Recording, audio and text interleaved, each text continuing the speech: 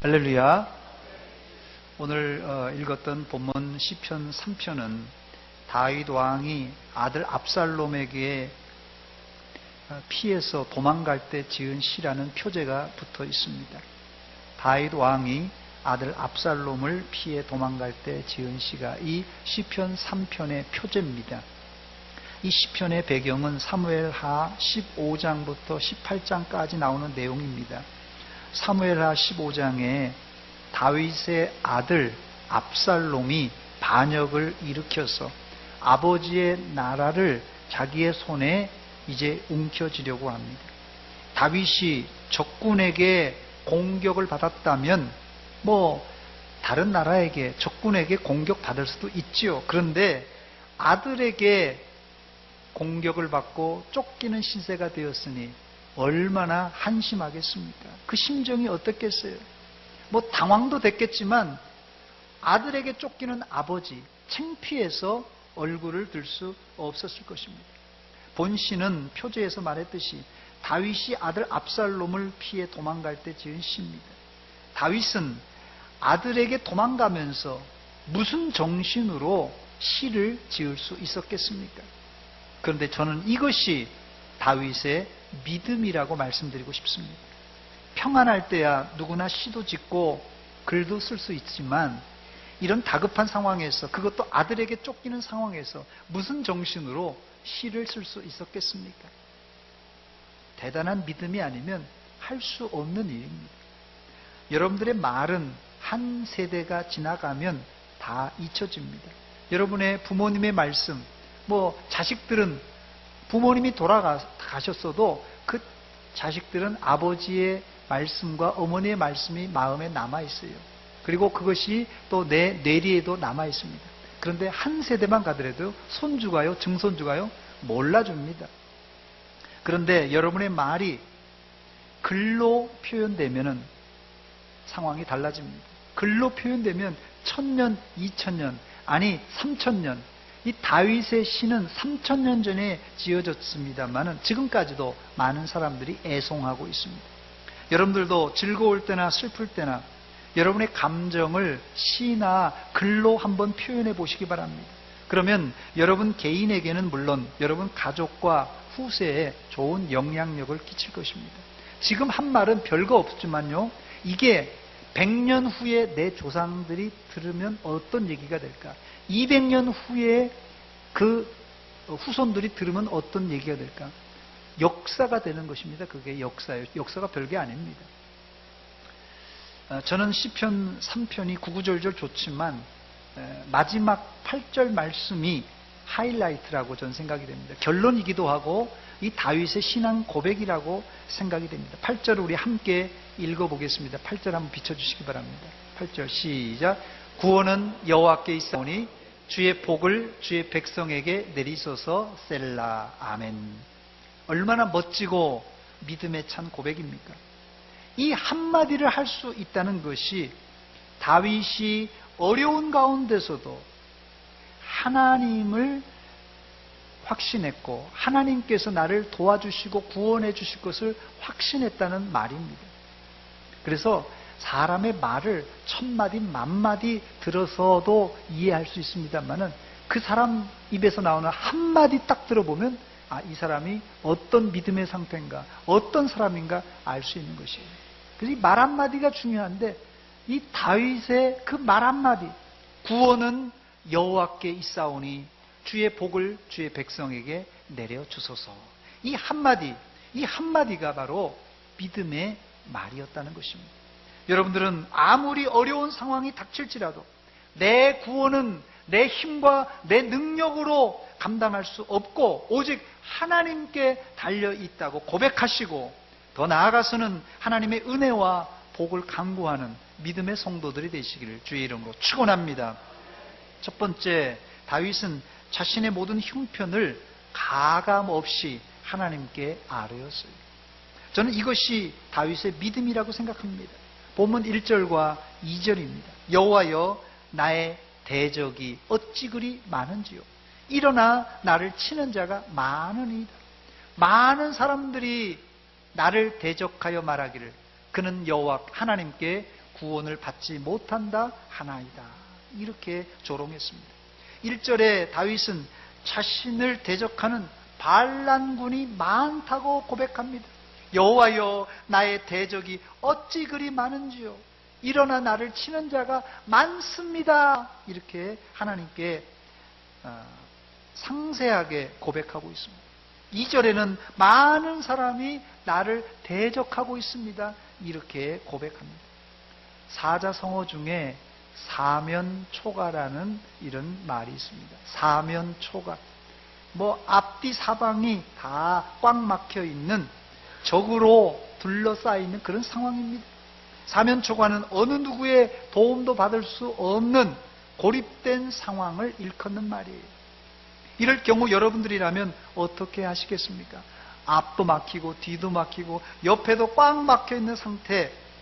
많은 사람들은 이런 상황이 벌어질 때 심한 우울증과 스트레스, 그리고 좌절과 실망 가운데서 헤어나지 못하고 거기서 이제 쓰러지는 경우가 많이 있는데, 다윗도 힘들었어요. 사면초가였지만 그는 사방이 막혀 있었지만 뚫려 있는 이 하늘을 바라보았습니다. 그리고 하나님의 이름을 불렀습니다. 여호와여, 여호와여. 하나님께 간절하게 기도했습니다. 이렇게 부르짖었을 때 하나님께서 마침내 다윗에게 응답하셨습니다. 여러분들도 사방에 대적으로 둘러싸여 있고 어디를 가야 될지 알지 못할 때 하늘을 바라보시고 하나님을 부르시기 바랍니다. 결과적으로 다윗은 하나님의 도우심으로 반란군을 진압하고 다시 왕궁으로 돌아올 수 있었습니다. 그게 구원은 여호와께 있습니다 하는 믿음의 고백입니다. 자, 그런데 다윗이 평화롭게 나라를 잘 다스리고 있었는데 어떻게 갑자기 이렇게 많은 대적들이 다윗을 쳐들어온 것입니까? 이 내용을 알려면 반역의 선봉에 선 이 다윗의 아들 압살롬의 이 행적을 살펴봐야 됩니다. 다윗에게는 여러 부인들이 있었는데 역대상 3장 2절에 보면 압살롬이라는 아들을 낳는데 다윗의 세 번째 아들입니다. 이 아들이 특별한 아들인데 이 그술왕 달메의 딸, 공주의 이 달메의 딸 마가로부터 난 아들이기 때문에 그랬어요. 사무엘하 14장 25절에 보니까 압살롬의 외모를 발바닥부터 정수리까지 흠이 없는 이스라엘 중에 가장 아름다운 외모를 가진 그런 사람이라고 소개합니다. 요즘 말로 하면 남자 청년인데 아주 잘생긴 사람 뭐라고 그러죠? 꽃미남이라고 그러죠. 이 압살롬이 꽃미남이었어요. 온 이스라엘 가운데서 압살롬 같이 아름다움으로 크게 칭찬받는 자가 없었으니 그는 발바닥부터 정수리까지 흠이 없음이라 그랬습니다. 여기에다가 압살롬은 사람을 자기 편으로 끌어들일 수 있는 인간관계와 이 화술이 뛰어났습니다. 그래서 반란을 일으키면서 많은 사람들을 단시간에 끌어모을 수 있었는데요. 그의 말과 이 친화력이 큰 효과를 발휘했던 것입니다. 그래서 사무엘하 15장 6절에 압살롬은 이스라엘 사람들의 마음을 훔쳐냈다고 그랬어요. 마음을 훔친 사람이 압살롬입니다. 결국 사무엘하 15장 13절에 보니까 이스라엘의 인심이 압살롬에게로 다 이제 옮겨가고 말았습니다. 이런 상황을 보고받은 다윗 왕은 피난길에 이르게 됩니다. 그런데 이런 상황보다 더 다윗을 괴롭히는 것이 있었어요. 그게 뭐냐면 사람들의 이 조롱과 비방이었습니다. 본문 2절입니다. 많은 사람이, 적은 사람이 아니에요. 많은 사람이 나를 대적하여 말했다고 그랬어요. 뭐라고요? 그는 하나님께 구원을 받지 못한다. 이렇게 비방하고 조롱했습니다. 여러분, 다윗이 하나님께 구원받지 못한다는 것은 이제 다윗도 하나님께 버림받았다 이 말이에요. 이게 뜨끔한 말인데요. 이게 무슨 말이냐면요, 이미 다윗의 바로 앞에 사울 왕은 하나님께 쓰임받다가 버림받았어요. 그런데 이대 왕인 다윗도 하나님께 쓰임받다가 너도 이제 별 수 없구나, 너도 버림받았다 하는 거예요. 아주 심각한 이야기입니다. 더 나아가 이제 다윗도 끝장이라는 말이에요. 이제 넌 이제 끝장 났다는 것이에요. 여러 대적자 중에 성경에 기록된 이 시므이의 이 독설이 나오는데요. 이게 가장 대표적인 저주입니다. 사무엘하 16장에 보면 다윗 왕이 예루살렘으로 빠져나가 이 방군을 피해서 도망가게 되는데, 평소에 다윗에게 악감을 품고 있었던 사울의 친족 시므이가 다윗을 향하여서 돌을 던지면서 저주를 퍼부었어요. 그게 뭐냐면 사무엘하 16장 7절 8절의 내용입니다. 시므이가 저주하는 가운데 이와 같이 말하니라. 피를 흘린 자여, 사악한 자여. 다윗 왕을 향하여 지금 내뱉는 저주입니다. 피를 흘린 자여, 사악한 자여, 가거라 가거라. 왕궁을 떠나서 지금 도망가고 있는데 가거라 가거라 악담을 지금 퍼붓고 있습니다. 뿐만 아니라 여호와께서 나라를 네 아들 압살롬의 손에서 넘겨주셨도다. 보라, 너는 피를 흘린 자이므로 화를 자초하였느니라. 이렇게 저주를 퍼부었어요. 이보다 더 큰 저주가 어디 있겠습니까, 여러분? 누구 말대로 불난집에 부채질하는 격이에요. 불난집에 다윗이 아들에게 쫓기는 판에 이런 저주를 쏟아 부으니까 다윗의 마음이 얼마나 아팠겠습니까? 사무엘하 15장 30절에 보니까 이때 당시 피난 가던 다윗의 형편을 잘 묘사해 놓고 있는데, 다윗은 왕임에도 불구하고 아들에게 쫓기니 머리를 들 수가 없어서 머리를 가리고 맨발로 울며 도망갔다고 그랬어요. 다윗이 감람 산길로 올라갈 때 그의 머리를 그가 머리를 가리고 맨발로 울며 가고, 그와 함께 가는 모든 백성들도 각각 자기의 머리를 가리고 울며 올라가니라고 그랬어요. 얼마나 신세가 처량합니까? 그런데 시므이가 이런 독설로 저주를 퍼부으니까 다윗 주변에 있었던 신하가 임금님 명령만 내리십시오. 저 시므이를 그냥 단칼에 베어서 가져오겠습니다. 이렇게 이 스루아의 아들들이 이야기합니다. 이때 다윗은 너그럽게 이 시므이를 용서해 줍니다. 사무엘하 16장 10절 11절입니다. 왕이 이르되 스루아의 아들들이 아들들아 내가 너희와 무슨 상관이 있느냐? 그가 저주하는 것은 여호와께서 그에게 다윗을 저주하라 하시미니 내가 어찌 그리하였느냐 할 자가 누구겠느냐 하고, 그 다음에요, 하물며 이 베냐민 사람이랴 여호와께서 그에게 명령하신 것이니 그가 저주하게 그냥 내버려 두라고 말합니다. 다윗 왕은 심지어 자기에게 퍼붓는 저주까지도 하나님의 손에 다 올려드립니다. 이것이 다윗의 위대한 믿음입니다, 여러분. 우리는 누가 나에게 조그만 거라도 싫은 소리 하면 그냥 버럭 화를 내는데, 다윗은 자신에게 저주를 막 퍼붓는 시므이를 너그럽게 용서해 주었어요. 아마 다윗도 사실 속이 부글부글 끓었을 것이에요. 그렇지만은 꾹 참고 용서를 해준 것이에요. 이때 하나님께서 이 시므이를 가만히 두겠어요? 하나님께서 알아서 시므이를 처리해 주십니다. 물론 다윗 때는 용서해 줬기 때문에 그를 죽이지 않습니다만, 그 아들 솔로몬 때 시므이의 잘못을 이제 책잡아서 그가 비참하게 죽임을 당하게 됩니다. 그렇습니다. 다윗의 위대함은 자기에게 저주하는 자를 용서해주고 그 저주조차도 하나님께 맡겼습니다. 두 번째, 이런 상황임에도 불구하고 다윗은 하나님을 절대 신뢰했습니다.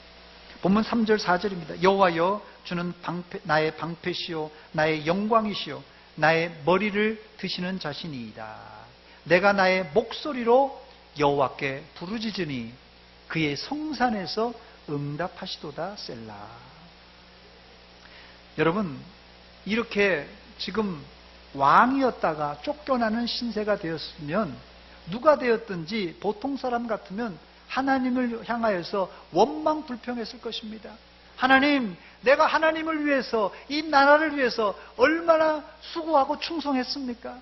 내가 전쟁에 나가서 승리하는 족족 황금과 보석을 다 가져다가 하나님 성전을 짓기 위해서 재료로 내가 다 드렸는데 하나님 나한테 어떻게 이런 핍박과 환난을 줄 수 있겠습니까? 원망 불평할 수 있었을 것이에요. 그러나 다윗은 하나님을 신뢰하면서 주님은 나의 방패십니다. 나의 영광이십니다. 나의 머리를 드시는 자입니다. 이렇게 고백했습니다. 또 내가 이 어려운 상황에서 기도할 때 들어주시는 하나님이신 줄 믿습니다. 이렇게 고백했어요. 여러분, 여러분이 믿음이 좋은가 믿음이 안 좋은가는 평소에는 모릅니다. 진짜예요. 평소에는 몰라요. 그러나 이런 죽느냐 사느냐 하는 일촉즉발 같은 상황에서 믿음이 있는 사람은 하나님을 절대로 신뢰합니다. 그런데 우리는 어떻습니까? 조금만 좋으면 그냥 헤헤 하다가 조금만 마음에 안 들면 그냥 입이 그냥 대빨 나와서 불평 원망합니다. 신앙은 우리의 기분에 좌우해서는 안 돼요. 기분이 좋을 때는 그냥 천당 갔다가 기분이 안 좋으면 지옥 같은 사람들, 이거 조심해야 됩니다. 신앙은 비가 오나 눈이 오나 바람이 부나 우리의 신앙은 여전해야만 합니다. 오늘 본문 3절 4절 우리 그런 마음으로 한번 같이 읽어보겠습니다. 3절 4절 비춰주시기 바랍니다. 같이 읽습니다. 시작. 여호와여 주는 나의 방패시오 나의 영광이시오 나의 머리를 드시는 자신이이다. 내가 나의 목소리로 여호와께 부르짖으니 그의 성산에서 응답하시는도다. 셀라. 아멘. 이런 환난 가운데서도 다윗은 믿음을 잃지 않았어요. 주님은 나의 방패요 영광이요 머리를 드시는 분입니다. 하나님께서 반드시 응답해 주실 줄 믿습니다. 이런 고백이었어요. 세 번째, 다윗은 말로만 하지 않고 실제 생활 가운데서도 하나님을 신뢰했습니다. 본문 5절과 6절입니다. 내가 누워 자고 깨었으니 여호와께서 나를 붙드심이로다. 천만인이 나를 에워싸 진친다 하여도 나는 두려워하지 아니하리이다. 아멘. 다윗은 대적이 반란을 일으켜 쫓아오는 쫓기는 상황이었어요. 그런데도요, 놀라운 것은 두 발 뻗고 푹 잤습니다. 다시 제가 5절을 읽습니다. 내가 누워 자고 깨었으니 내가 누워 자고 깨었으니 여호와께서 나를 붙드심이로다. 그래서 이 시를 보통 아침의 시라고 이렇게 하는 별명이 붙어 있습니다. 아침의 시. 왜냐하면 내가 누워 자고 깼다 이 표현은 하룻밤을 잘 자고 아침에 잘 일어났다 그런 뜻이에요. 그래서 아침의 시라고 일컫습니다. 대적이 쫓아오고 왕궁을 떠나 야외에서 들판에서 지금 텐트를 치고 자는데 여러분 같으면 잠이 오겠습니까? 잠은 고사하고 분해서 왕궁에서 쫓겨나니 분해서 잠을 잘 수 없었을 것입니다. 어떤 분은 뭐 잠자리만 바뀌어도 그냥 하룻밤을 꼬박 세우는 분이 있더라고요. 좀 예민하신 분들. 또 어떤 분은 또 이 베개를 또 가지고 다니는 사람도 있더라고요. 자기 베개가 아니면 잠을 못 잔대요. 뭐 이런 사람도 있습니다. 그런데 다윗은 피난을 가면서 야외에서 들판에서 자고 있지만 잘 자고 아침에 평안히 일어날 수 있었습니다.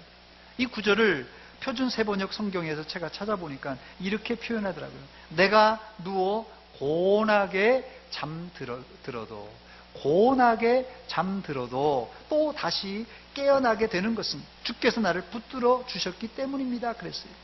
다윗은 피난길 가운데서도 하나님이 도와주실 것을 확신했기에 그냥 고운하게 잠을 잘 잘 수 있었던 것입니다. 여기 5절에 붙들다라는 히브리어 동사는 미완료 시제로 되어 있습니다. 이 뜻은 하나님께서 과거에 붙들어 주셨고 지켜주셨고 또 계속 현재에도 지켜주시고 미래에도 계속해서 붙들어 주신다는 그런 뜻입니다. 이런 확신이 다윗에게 있었기 때문에 두려운 밤이었지만 단잠을 잘 수가 있었던 것입니다. 이렇게 위험한 가운데 잠을 잘 잘 수 있는 사람을 시편 127편 기자는 2절 하반절에 하나님이 사랑하시는 자라고 이렇게 말합니다. 여호와께서 그의 사랑하시는 자에게는 잠을 주신도다. 그런데 성도들 가운데는 하나님이 사랑하는 자에게 잠을 주신다는 구절을 빙자해서 예배 시간에 잘 써먹는 분들이 있는데, 이건 다윗의 상황과는 전혀 다른 상황입니다, 여러분. 네 번째, 끝으로 다윗은 현재 형편은 어렵지만 최종 승리는 하나님의 손에 달려 있다는 확신이 있었습니다.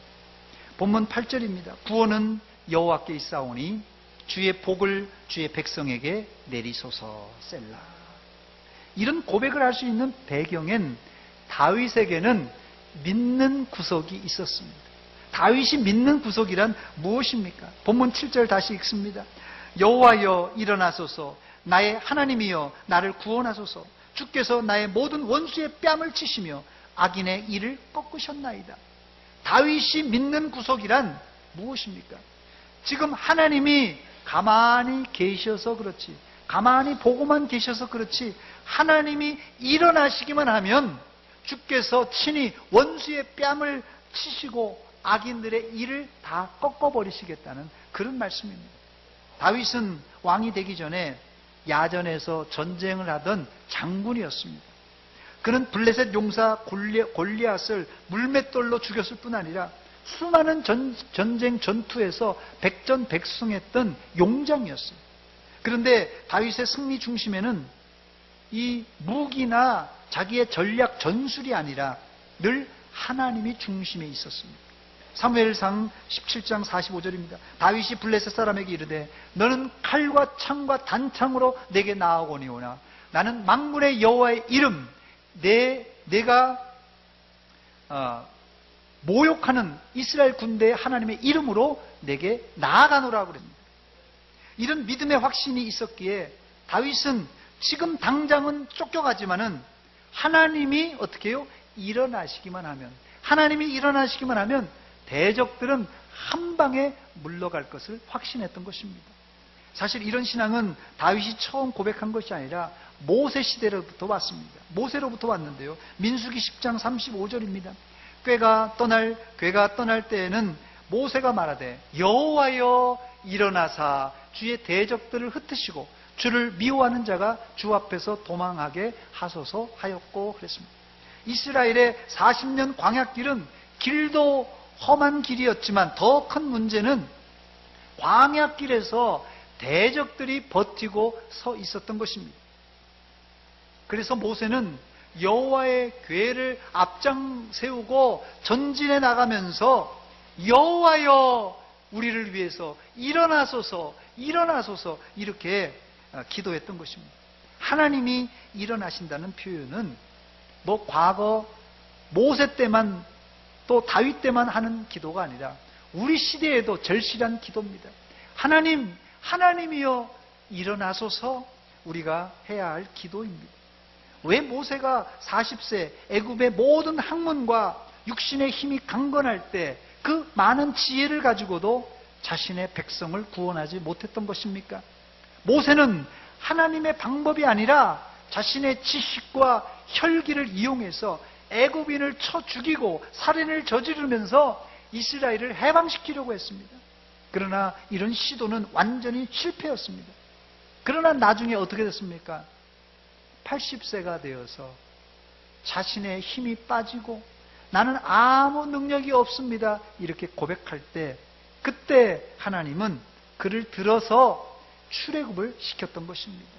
그렇습니다. 모세가 자신의 힘과 능력으로 하려고 할 때는 실패했지만 나는 부족합니다.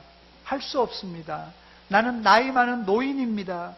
이렇게 얘기했을 때 하나님이 그를 들어서 주시고 그때서야 모세가 하는 것이 아니라 하나님이 일어나셔서 출애굽을 시켰던 것입니다. 그래서 이런 말이 있습니다. 하나님을 일하게 하시려면 기도해라라는 말이 있습니다. 하나님이 일하게 하시려면 기도해라. 내가 내 힘으로 하려면 하나님은 그래 오냐 너 어떻게 하는가 한번 보자. 하나님이 뒷짐지고 가만히 쳐다보고만 보십니다.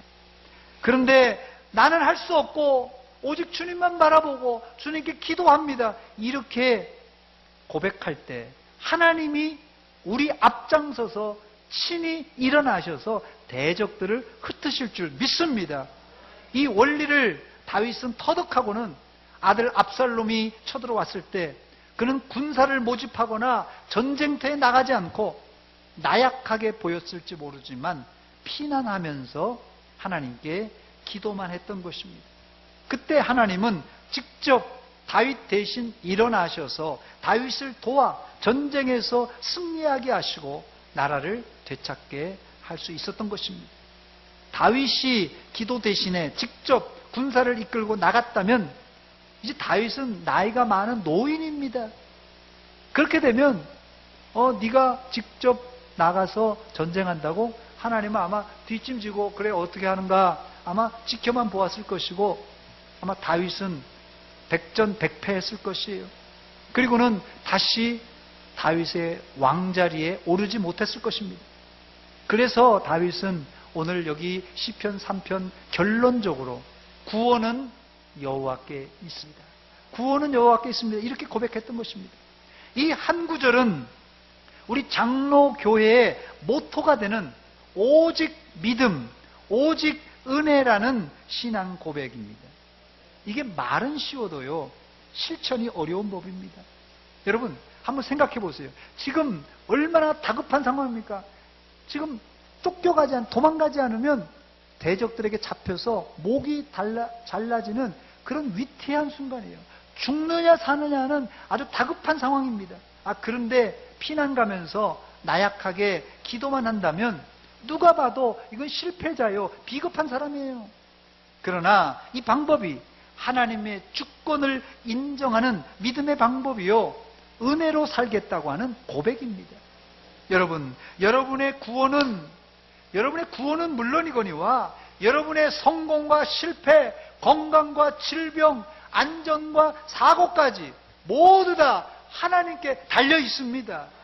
여러분들도 나약하게 보일지 모르지만 다급한 가운데서도 당황하지 말고 구원은 하나님께 있습니다.